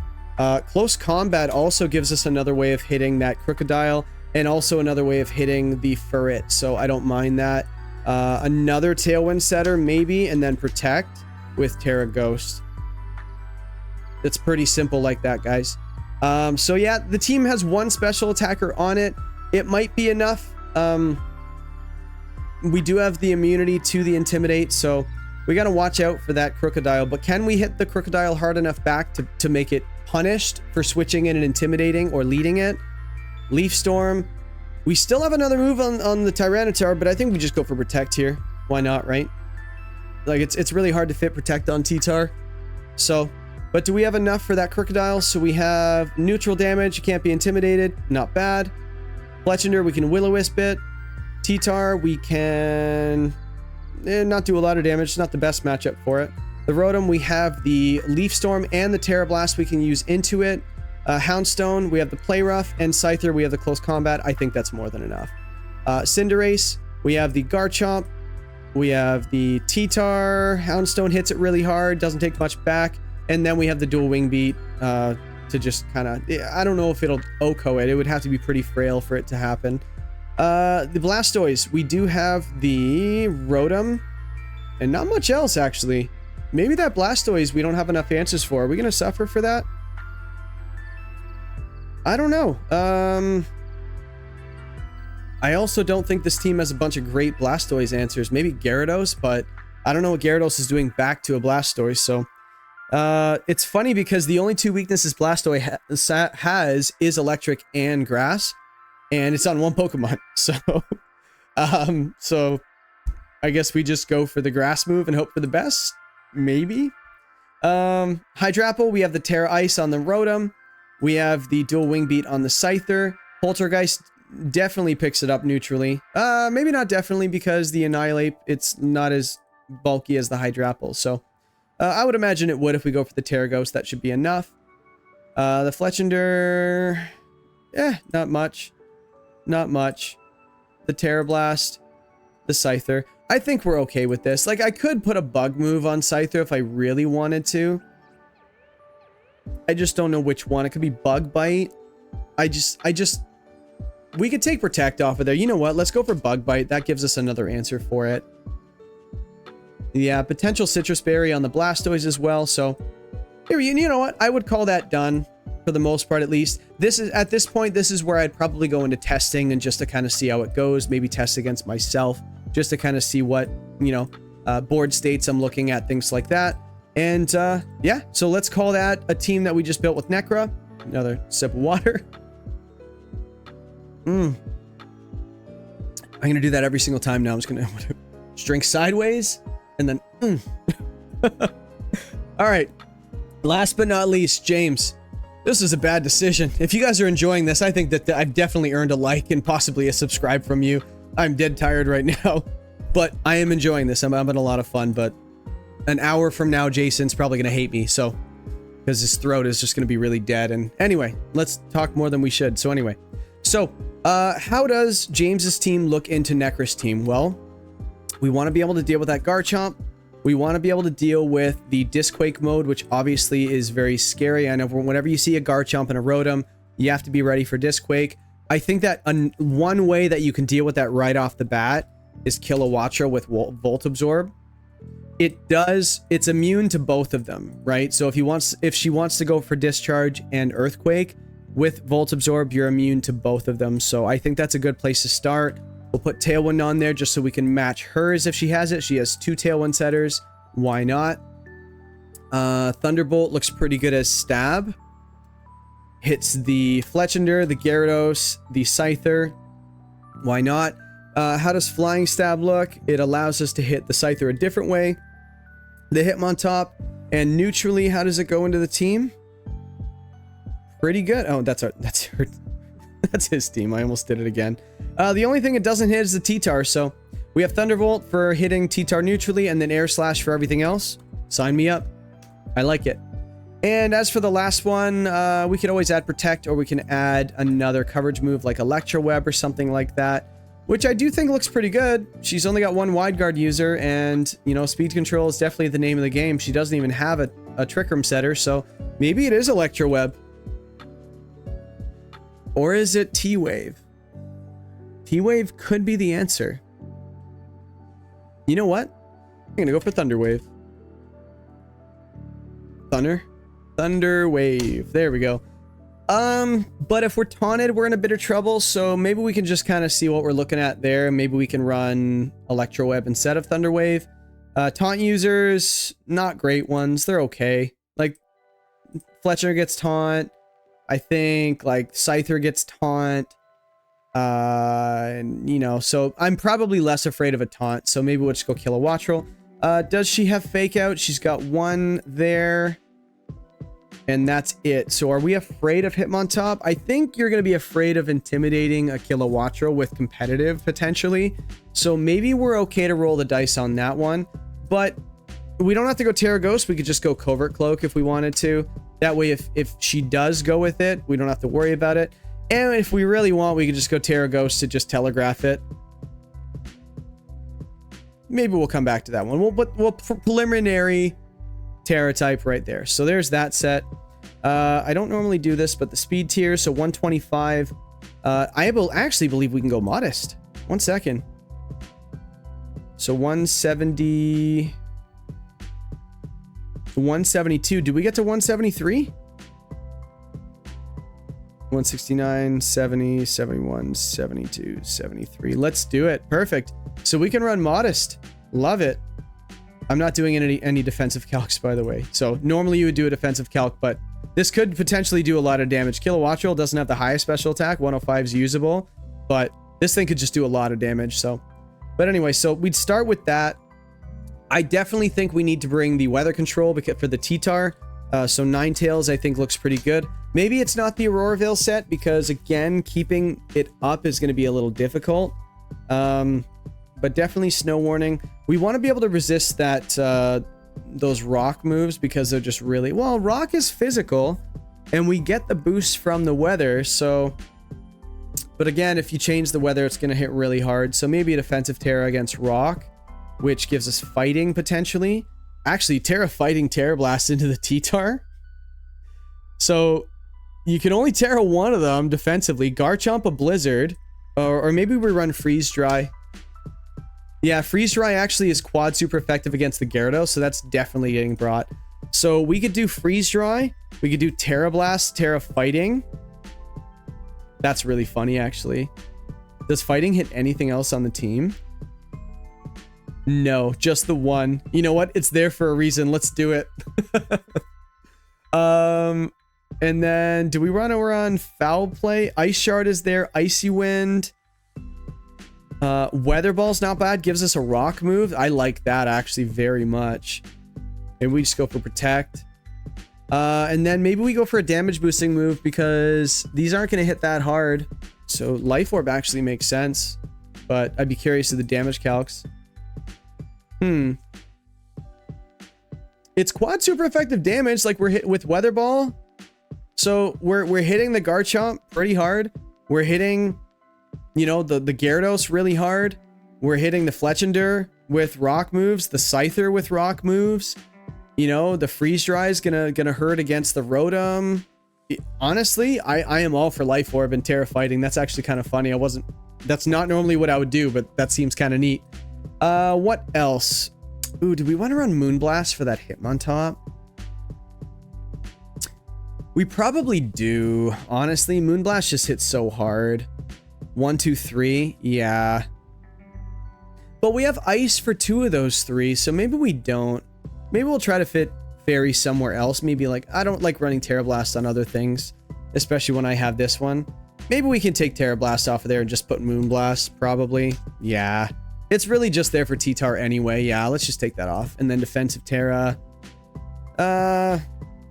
We can just leave it on Fighting if we really want to. You just got to watch out for the Scyther. I don't think I really care about the Scyther, really. If, you know. We are 1 point slower. No, we're faster. Hold on. Timid. Yeah, and we outspeed it by a chunk. So 170, 1, 2, 3, 4. And we'll just go max because we don't want to speed tie our Kilowattrel. So let's just max it out. But Kilowattrel goes first. I think we're okay with that. Yeah. So anyway, then you just, I don't know, max it out for damage. Cool. 252, 252, baby. When it comes to EVs, why not? So we're starting to hit things. That's really nice. I think the Annihilate definitely wants to come because we could just hit the T-Tar really easily. Are we just running like a full set of elemental punches? Or actually, how are the HP stats looking? 110. Wait a second. This has got to be the final Gambit set, doesn't it? I think this has to be the final Gambit set on Annihilate because we have more HP than anything. Let's do it. I do think the Defiant's nice because she's got 2 Intimidate users. So we'll run Defiant, Choice Scarf. Let's just get our speed stat right. So let's outspeed. I don't see any Scarf users that are like super candidates. Maybe the Rotom. So maybe we could just outspeed base Rotom. Yeah, just in case it's Choice Scarf potentially. So let's do that. So Rotom gets to 151. So let's get to 152. So we've got to go Jolly. 156, 5, 4, 3. Is that 2? I think it is, yeah. And then we'll just go max HP. Or we just go, yeah, let's get to 1. Well, it's basically max HP. We only have 2 more points than Garchomp anyway. So let's just do max, and then we'll go a little bit of attack. Defense. Oh, that's 4. Hold on. 6. Wait, what? Hold on, something's wrong here. 4. What's wrong here? Hold on. 220? Is that right? Hold on. What is wrong here? 252. So it's 4. What's wrong? I don't understand what's the problem here. Hold on a second. 3 stats. Hold on. Let's just start over. Jolly. 508. So we're going to go to 152, which outspeeds Rotom at 151, right? Yes. Okay. Then we're going to go. Oh, that's because there was no attack. That's why. Oh my goodness. 252, 28. Just drop it by that. Get the 4. Cool. There's the Annihilate. Wow, that was annoying. Oh, I guess we could just kind of go over there. That way we can see our stats. Cool. So we're just going to go Final Gambit here.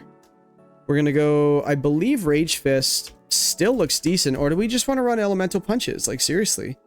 We're going to run Drain Punch or Close Combat. Maybe just Close Combat for the T-Tar, because I don't know if Drain Punch picks up 100% of the time. So let's go for Close Combat. U-Turn almost has to be a guarantee, right? On a set like this. So which Elemental Punch do we want to run? What do we have more answers for? We have Freeze Drive for the Gyarados. The Garchomp, I feel like he's already tearing anyway. We have an Ice type in the Ninetales. Scyther, we've already got Weather Ball potentially. We could do Rock Slide if we really wanted to. Final Gambit takes care of the Garchomp. I think that's probably safest anyway. Just to Final Gambit that slot. T-Tar might be Terra Ghost, so we got to watch out for that. Redirection, Terra Ghost on the Clefable. So maybe just a ghost move would be safe, you think? Yeah, maybe just Rage Fist. We'll see if we have to change any of the elemental punches. Like, Terra Ice looks pretty freaking good. There's no resist. Yeah, how do we not? Ice Punch. Let's just do it. And then Terra, I'm not really sure. Something defensive. We can go Terra. So we gotta watch out for flying moves. Terra Flying, Terra Blast from Gyarados. Dual Wing Beat. Terra Flying, Terra Blast from T-Tar. So maybe something that resists flying. So we can go not Rock. Steel might be fine. Like, are we really afraid of a Fletchinder? But also Garchomp. So, but also we're Final Gambiting. Yeah, let's go Steel. So we're gonna go Final Gambit into that Garchomp. We're faster unless he goes Scarf. Which is possible, but you never know. But that's enough information for one game, and then you can just play differently the next game. So the Annihilate's done. The Ninetales is done. The Kilowattrel's done. How else are we doing damage? So we have answers for the Garchomp, the T-Tar, Clefable. We need Steel moves, I believe. Does Hydrapple get Flash Cannon? But I don't know if Hydrapple wants to be the answer for the Clefable. Revavroom. Yeah, that's coming. I'm sitting here going, well, I need a Steel move. What could I possibly do? I don't know if we need Overcoat because we're already immune to the Sand Chip. So maybe we just go Filter. I think Filter's a really nice ability. So we're going to go with the Iron Head. Hits really hard. Or we just go for that Shift Gear. No, not Shift Gear. What's that thing called? Hold on. Where is it? It's 100 spin out. There we go. Let's go spin out. That'll do a lot of damage to the Clefable. Let me see. What else do we want? Parting Shot is really nice, actually. I like that. Then we can pivot in and out. Why not? Do we want Poison as well to hit the Clefable? Spin out's kind of nice, though. But Poison hits the Rotom, so yeah, let's go for a Poison move. So maybe just Poison Jab. Well, Gunk Shot just hits so hard. Gunk Miss. I don't want to miss, right? And then Parting Shot. What else do we want? Do we want anything else?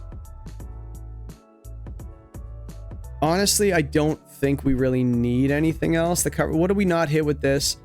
So let's just go Steel hits everything but these, and then Poison hits the others. Yep. Steel Poison hits everything neutrally on our team, so I think that's fine. As long as she doesn't tear a Steel, so I guess we can maybe run a high horsepower or something. Just in case she does go Terra Steel, we have something for it. Yeah, I don't mind that, actually. But the Crocodile looks like it's coming too, so maybe we just run Protect. And then we're going to run the Crocodile. Crocodile, we're going to run the Intimidate. It's a pretty physical team, so I don't think I think we're going to run the Breaking Swipe. Yeah, let's go high horsepower. We're going to go... Rock Slide just looks okay as well, right? Yeah, let's go Rock Slide. And what was I saying? Breaking Swipe looks really nice as well. Yeah, just lowering the attack of our whole team. That'd be really nice. And then let's just run Protect. Why not? And then Crocodile for an item. We could run Clear Amulet on his Crocodile. Yeah, double Intimidate. Yeah, let's run Clear Amulet. Why not? It's pretty strong. You know, this is not bad. Ground moves into her team. Not great. Wow. Let me see. Rock. Dragon. Yeah, I feel like this thing just wants to stick around. Actually, Terra Rock, Terra Blast. Why not? Sorry, Terra Rock, Rock Slide. It's not a defensive Terra, but it would do a lot of damage. So, that could be nice. I think this is probably fine, though. Maybe we run Terra Fire. Just because of the Will-O-Wisp option. There's two of them. And we're Clear Amulet. So kind of like the pseudo Garchomp we could just kind of run. It's not bad. So, okay, so that's 5 Pokemon. And then what's the last one? Do we need Redirection? I don't think so. There's so much spread on our team, so maybe not. The Duosion so we can threaten the Trick Room, maybe? Cinderace looks pretty good. Maybe not really. Hydrapple actually doesn't look too bad. One second. Hydrapple. Yeah, let's go Hydrapple. Regenerator. I guess we can run Assault Vest. I like Pollen Puff, so we can hit the Rotom. And I also like a dragon move as well. So we can go Fickle Beam, or you could just go Dragon Pulse, but Fickle Beam's kind of neat. Do we have Flash Cannon? No. So how do we hit that Clefable? What do we have here? Draco Meteor, Hyper Beam. Earth Power is actually really nice. No, it's not. It only hits the one thing. We just run the grass move, so maybe Giga Drain? Yeah, Giga Drain seems pretty nice. Syrup Bomb. Interesting. Wait a second. Do we run Syrup Bomb? That'd be... Yeah, let's do that. Wow, just lowers the speed stat every single turn for 3 turns. That could be devastating. So... And then you outspeed the T-Tar the next turn. That's kind of nice, actually. And then the last move. What do we want to run? I know we ran Infestation one week, but... Pollen Puff, Fickle Beam, Syrup Bomb, and coverage move. Usually it's just Earth Power, right? Hydro Pump could be kind of sneaky. She's only got 2 weaknesses, T-Tar and Fletchinder. I don't think we really care about Fletchinder. Any physical moves that are kind of sneaky? Soccer Punch, actually, I think I mentioned. Ooh, Breaking Swipe, Dragon Tail. It does get Sucker Punch. Hold on. We're going to run a physical move for this last one. Body Press is kind of neat, actually. That would actually be a really sneaky way to get rid of that T-Tar. Let's do it.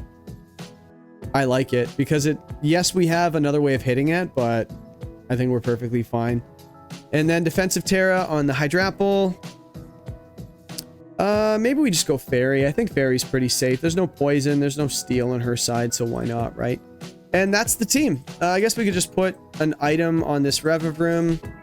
We could probably just go Citrus Berry or something. Why not? Yeah, why not? And Defensive Terra, we'll just go Water. Yeah, we do beat the Rotom, so why not? I think that's fine. Okay, so I guess that's the team. And so just to kind of... I hope you guys really enjoyed that. Again, if you liked that, please like. I think... I was debating on doing something like this. If you like the teams, comment what you liked about them. If you don't, maybe guys build your own teams and tell me what you thought looked good in this matchup in the comments. And then maybe we can start just a conversation on what I did wrong and what I might have missed. I did build these kind of quickly. Yeah, let me know what you guys think. And again, if you guys liked that little process, let me know. I might be able to do more of them just to kind of give you guys an idea of what the mindset is, what you're looking at. We looked at a couple of calcs, speed tiers. We wanted to be able to cover everything. We showed the method of how we started, how to defend against things that they might want to bring against you. So just, you know, because I know that prepping is really difficult. Some people have a hard time building teams and it's just not easy for them. So I hope you liked it. Yeah. Tune in for the actual matches itself. I do have a banger of an interview coming out on Friday this week. I won't tell you who it is, but yeah, I will do a little bit of a nugget of a like a teaser coming up. So maybe in the YouTube polls or YouTube posts or something like that, or even in the Discord, I'll mention exactly who it's going to be. But it was a fun one. Me and them had a great conversation for about an hour and a half, so it was a nice long one. I'm glad they gave me a lot of time and it was a lot of fun. So tune in for that. Thank you very much for watching. Click like if you liked it, subscribe if you aren't already, and I will see you guys in the next one and potentially this weekend for the rest of the matches. Peace.